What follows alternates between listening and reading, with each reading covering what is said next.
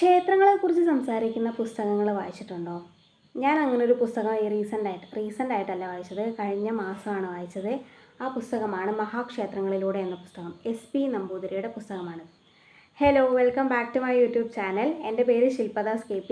ഞാൻ പുസ്തകങ്ങളെ പരിചയപ്പെടുത്തുന്ന ചാനലാണിത്. ഇഷ്ടപ്പെടുകയാണെങ്കിൽ പ്ലീസ് ടു സബ്സ്ക്രൈബ്. അഭിപ്രായമായിട്ട് കമൻസൊക്കെ എഴുതി അറിയിക്കുക, പിന്നെ ലൈക്ക് ചെയ്യുക. സോ ഈ പുസ്തകത്തിനെ കുറിച്ച് സംസാരിക്കുകയാണെങ്കിൽ ആദ്യം തന്നെ SP നമ്പൂതിരി എഴുത്തുകാരനാണ്, കവിയാണ്. അതേപോലെ തന്നെ യാത്രാക്കുറിപ്പുകളൊക്കെ അദ്ദേഹം എഴുതിയിട്ടുണ്ട്. അദ്ദേഹത്തിൻ്റേതായിട്ടൊരു നോവലും ഉണ്ട്. അദ്ദേഹം ഈ പുസ്തകത്തിനെ 2 അധ്യായമായിട്ടാണ് തിരിച്ചിരിക്കുന്നത്.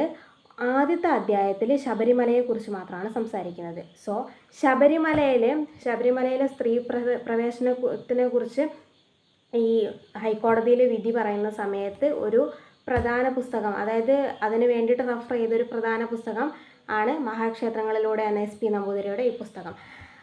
പിന്നെ 2ാമത്തെ അധ്യായത്തിലാണ് അദ്ദേഹം ക്ഷേത്രങ്ങളെക്കുറിച്ച് സംസാരിച്ച് തുടങ്ങുന്നത്.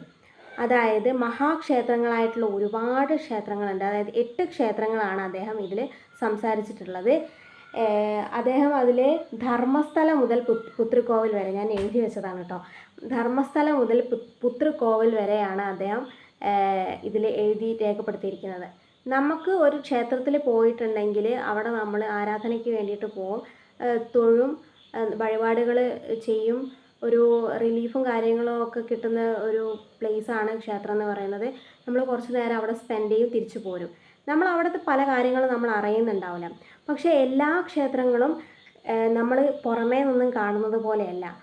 അവ ഒരു ഗ്രാമത്തിന്, ഒരു പ്രദേശത്തിനെയൊക്കെ ഉയർത്തിക്കൊണ്ടുവരുന്നതിൽ ഓരോ ക്ഷേത്രത്തിനും ഓരോ രീതിയിലുള്ള പ്രത്യേകതകളുണ്ടെന്നാണ് അദ്ദേഹം പറഞ്ഞു വെക്കുന്നത്.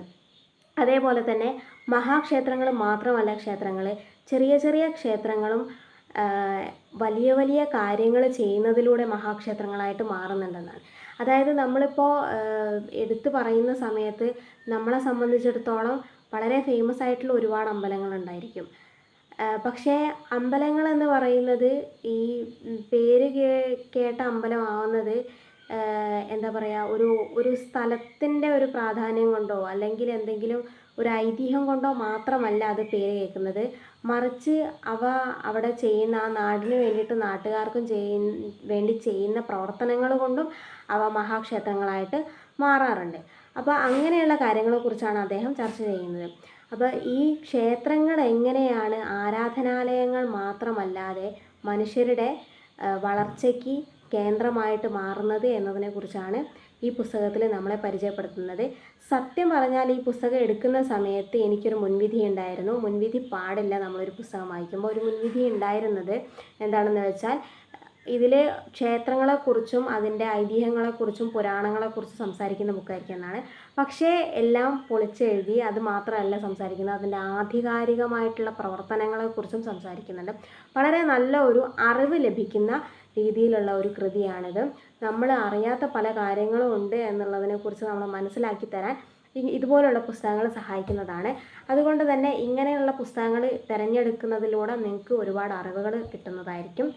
സോ ഈ പുസ്തകം തിരഞ്ഞെടുക്കുക. പുതിയൊരു പേഴ്സ്പെക്റ്റീവ് തന്നെയാണ് നിങ്ങൾക്ക് ഓപ്പൺ ആവുന്നത്. So thank you so much. Happy reading. By.